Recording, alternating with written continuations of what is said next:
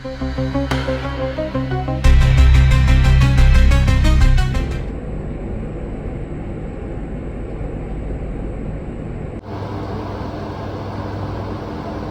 pushes him off. The guy gets pushed so much that he sets his feet on the ground, and then we go straight into the ashi. I like it. Good technique. It's a typical reaction to our mechanical effective movement. Money. I would like to see the demonstration again, show why this guy is falling down. Our UK is just falling down. What are we doing? Like, show how you get your hips up and you engage your hips to make the guy fall down. Or at least, wait, did he have a far grip on his leg? Maybe that's what it was. Maybe he had a grip on his leg.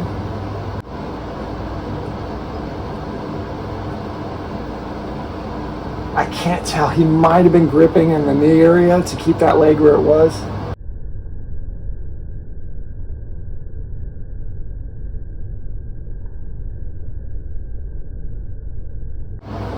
Maybe. Probably was. All right, so this guy's falling down.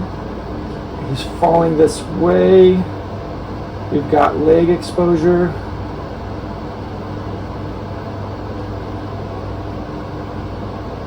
I'm not sure why we're turning into the leg. Like, why did we let go of the grip? Was the grip crappy? Did we demonstrate a crappy grip? And I'm just not seeing things.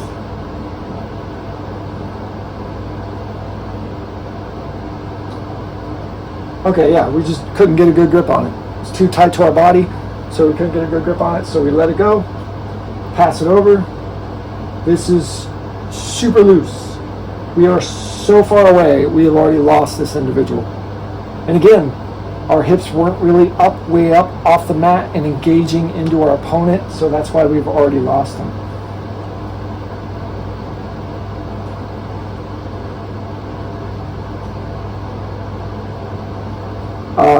He collects the far leg with his hook.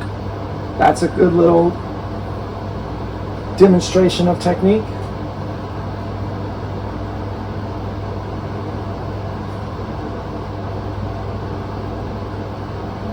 This leg goes out, hooks this leg, brings it to us. I would have liked to see him bring it to him more. Again, demonstrate the fundamentals of the technique. But now we've locked into the secondary leg. We have kind of a bite on the initial leg still, because thankfully the guy just hung out and let us pull his legs back in. All right, let me go for that Achilles attack. That move, let's talk about that move. I don't think most jiu-jitsu practitioners understand that move at all. I think this is one of those moves that was lost in translation. I think what the original, like, going back to the Kodokan stuff, intention of that technique isn't having the shin of the primary leg attacking the secondary Achilles tendon. It's actually to be deep enough to where the secondary leg is over the primary leg's knee, and that now becomes the fulcrum of a break for a knee bar. I think this actually, people saw their, like, back in the day, they saw their, like, Japanese master instructors doing this, and they were, like, trying to figure out what he was doing, and they ended up thinking that it was this ankle lock thing. It's not. I don't even think it's that. I don't even think that was the original, like, intention of this. It's to be, like, super deep to where you drag when you go.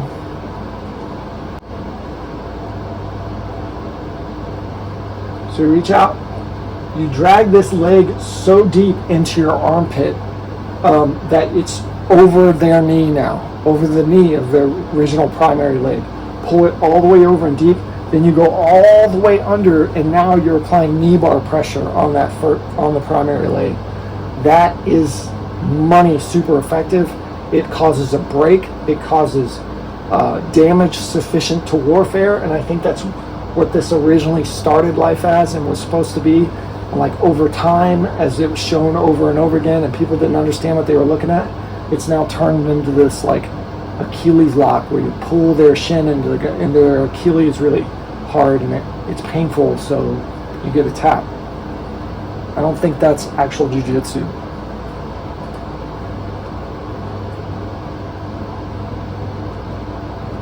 Okay. We just asked my boy to just sit there and do nothing while we did a lot. Let's take a look at that. Anyway, we're going to push him forward and watch all the stuff. We literally expect this guy to just sit here in doggy style over us while we do this massive shrimp out from underneath him. Why would he not put his weight back down on us? Why are we not going to take this opportunity to demonstrate that when I drive him off of me, I have to keep him off of me with something while I do this other thing? We don't. There's nothing there. We're going to just have him stay while we do this massive shrimp. And then he continues to stay with his hand just stuck to the mat while we continue to shrimp our hips all the way out. Nothing is preventing him from doing something with this hand, from blocking all of this with his hand. It's just stuck to the mat. Magic.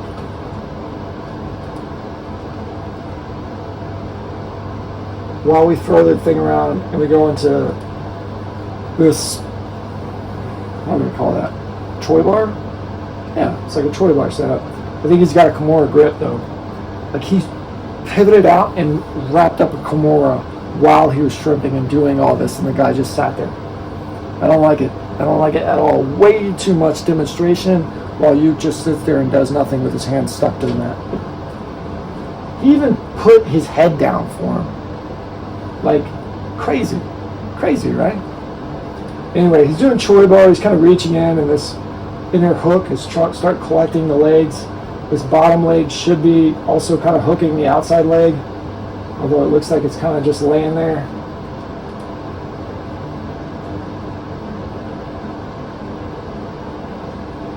Okay, he reached under and connected his hands to prevent the pull of the arm.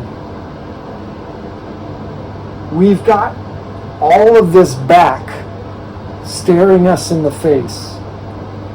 And what we're demonstrating as good technique to do is to completely turn away from him, hike ourselves up, and I guess roll. Does he? Yes. Roll, stack ourselves in the hopes that we can turn him over. The back was staring us in the face. We had height. We had position. Stack yourself.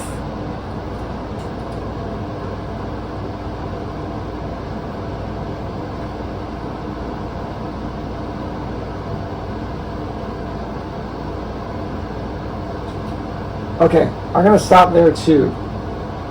He's really deep with his hips. It looks like his hips are almost underneath the guy's shoulder. I mean, it's hard to tell from this angle, so I'm not going to harp too on it, but this looks like a terrible fulcrum. I don't think we've got any kind of good fulcrum to cause a break here.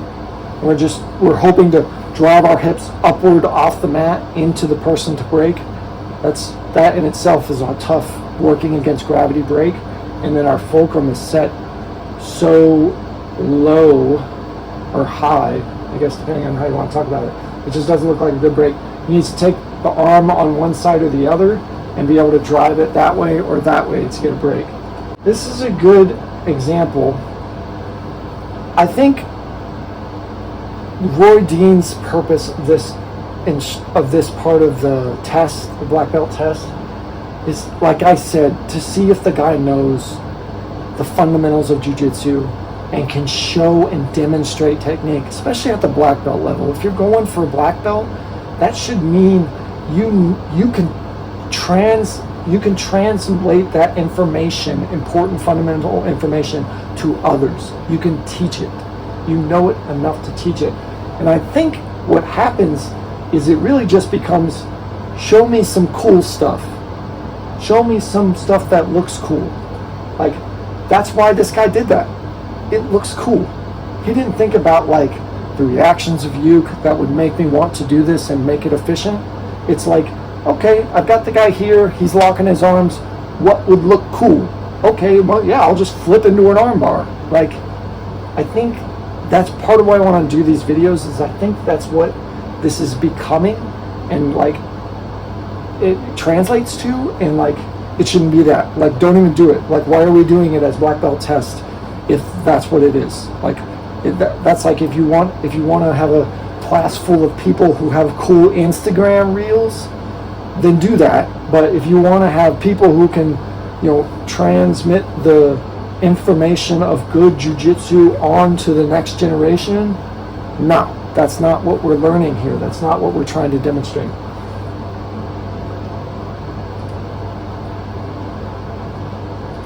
All right, we're stripping out, hips in, and turn them over. It's actually a scissor sweep. I don't know what causes Uke at all to not post his right leg, but whatever. We turn into it. That was a smooth transition. We've got under him good. Again, this here is doing nothing.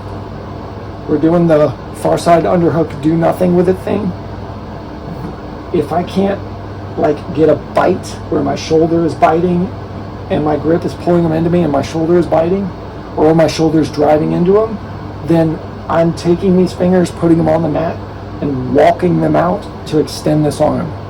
That's what the underhook should look like when your shoulder can't get involved. Anyway, we've got this position. I'm not crazy about the fact that we don't have a post back that way a little bit, but we were so under him, we've got our hips so much under him and under his shoulders that bridging that direction is going to be difficult and ineffective for him anyway. So this is a clean structure and a good technique that we're showing here. Again, because we have a crappy underhook though, he can bring this arm in anytime he wants and cause shenanigans to all of this. I would like to see this guy understanding that and demonstrating, putting his hand in the mat, driving him out and extending this arm away so that it can't do all the shenanigans.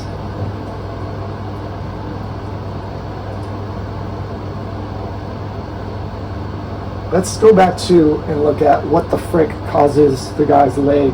Okay, good. It's what I thought. His leg was on the outside. So it's a scissor sweep. What you're seeing there is a scissor sweep. He's drawing, like reaping that outside leg while he throws the inside leg over the body, making the scissor effect. It's a low scissor sweep. And that works. I do it all the time. Works. Love it. And that is awesome. Like, that's demonstrating fundamental jiu-jitsu in maybe a way that people haven't thought about yet. The scissor sweep exists when you're down on your shoulders. The scissor sweep exists when they're low. Imagine that. We're learning fundamental jiu-jitsu in new ways. That's what we want to demonstrate.